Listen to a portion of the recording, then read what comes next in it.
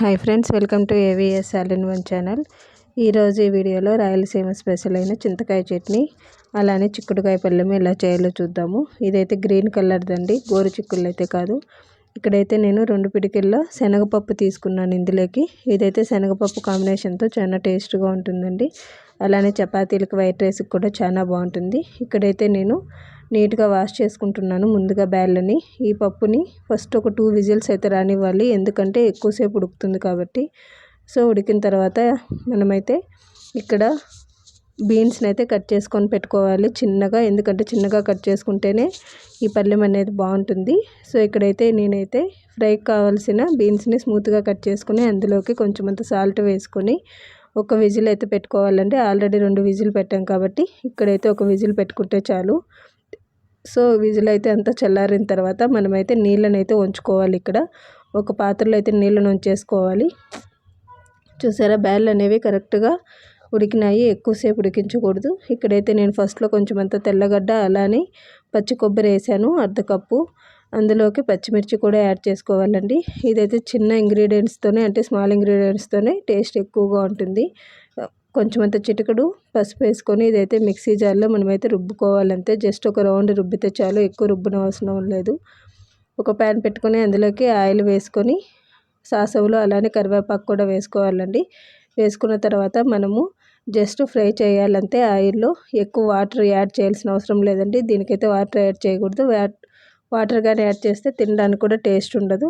So ఇక్కడైతే స్మూత్గా cut చేసుకున్న కొత్తిమీర అలానే కొంచెం అంత సాల్ట్ కూడా వేసుకోవాలి. ముందుగా సాల్ట్ వేసాం కాబట్టి ఇప్పుడు కరెక్ట్గా సాల్ట్ వేసుకోండి. ముందుగా మిక్సీ పట్టుకున్న మనమైతే కొబ్బరి పేస్ట్ని కూడా యాడ్ చేసుకోవాలండి. జస్ట్ ఒక రౌండ్ అంతా మిక్స్ చేస్తే చాలు, కరెక్ట్గా ఉడికిపోతుంది, అలానే బాగుంటుంది కూడా. జస్ట్ 1 మినిట్ అంతా మిక్స్ చేస్తే చాలు. ఇదైతే పొడి పొడిగా ఉంటుంది, తినడానికి కూడా చాలా బాగుంటుంది. ఇక్కడైతే చింతకాయ చట్నీకి ఎలా ప్రిపేర్ చేయాలో చూద్దాము. ముందుగా శనగగింజల్ని, వేరుశనగ గుళ్ళని వేడి చేసుకొని సైడ్ పెట్టుకోవాలి. ఇక్కడైతే నేను కొంచెం అంత చింతపండు అయితే తీసుకున్నానండి. ఇది నిమ్మ సైజ్ అంత చింతపండు. అలానే ఇక్కడైతే నేనైతే రెడ్ మిర్చి అలానే కొంచెం అంత గ్రీన్ మిర్చి కూడా తీసుకున్నానండి. ఇక్కడ ఒట్టిమిరపకాయలు ఎక్కువగా తీసుకోండి. కొంచెం అంత తెల్లపాయ అంతా అయిన తర్వాత మిక్సీ జార్లోకి కొంచెం అంత సాల్ట్ వేసుకోవాలండి. ఇక్కడ తెల్లగడ్డను కూడా జస్ట్ ఫ్రై చేస్తే చాలు. అలానే ఒక 4 మిరియాలు, కొంచెం అంత జీలకర్ర కూడా ఇందులోకే యాడ్ చేసుకోవాలండి. ఇవే జస్ట్ ఈ చట్నీకి కావాల్సిన ఇంగ్రీడియంట్స్. తక్కువ ఐటమ్స్తోనే మనకైతే టేస్టీగా ఉంటుంది. సో కొంచెం అంత చిటికెడు జీలకర్ర కూడా యాడ్ చేసుకొని మనమైతే మిక్సీ జార్లో రుబ్బుకోవాలి. ఇక్కడ రుబ్బుకున్న తర్వాత ఇందులోకి కొంచెం అంత కొత్తిమీర, కరివేపాకు అలానే 4 ఆనియన్స్, స్మాల్ ఆనియన్స్ వేసుకొని మనమైతే దీన్ని మిక్సీ జార్లో నున్నగా రుబ్బుకోవాలండి. ఇక్కడ కొంచెము చింతపండు కూడా యాడ్ చేసుకోవాలి. ఇక్కడ మీరు కారానికి తగిన చింతపండు యాడ్ చేసుకున్నామంటే ఈ చట్నీ అనేది 2 డేస్ అయినా ఉంటుందండి.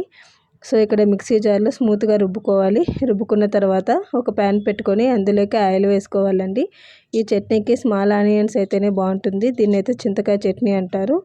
రాయలసీమలో కూడా చాలా ఫేమస్ అండి. స్మాల్ ఆనియన్స్ నీట్గా కట్ చేసుకొని పెట్టుకున్నాను.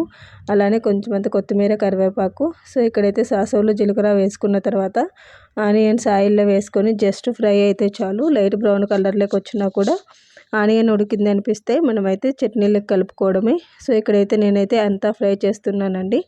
ఫ్రై అయిన తర్వాత కొంచెం సేపు అయితే వేయించుకున్నాను ఆనియన్ని. సో ఫైనల్గా ఆనియన్ అయితే జస్ట్ ఉడికిందండి, లైట్గా కలర్ అయితే వచ్చింది. ఈ ఆనియన్ అయితే చట్నీలకు కలుపుకోవడమే. ఇదైతే రాగి ముద్దకు, వైట్ రైస్ కూడా చాలా మంచి కాంబినేషన్ అండి. సో మీరు కూడా ట్రై చేసి ఈ 2 రెసిపీస్ ఎలా ఉన్నాయో నాకైతే కామెంట్ సెక్షన్లో కామెంట్ చేయండి. అలానే మీరు ఏ కాంబినేషన్లో ఎక్కువగా ఫుడ్ తింటారో కూడా నాకైతే కామెంట్ చేయండి. లాస్ట్లో అయితే కొంచెం వాటర్ కలుపుకున్నామంటే చింతకాయ చట్నీ అనేది రెడీ అయిపోతుందండి. ఈ 2 కాంబినేషన్లో మనకైతే ఫుడ్ అనేది టేస్ట్గా ఉంటుంది, అలానే ఇష్టంగా కూడా తింటారు. ఈ వీడియో కనుక నచ్చినట్టయితే లైక్, షేర్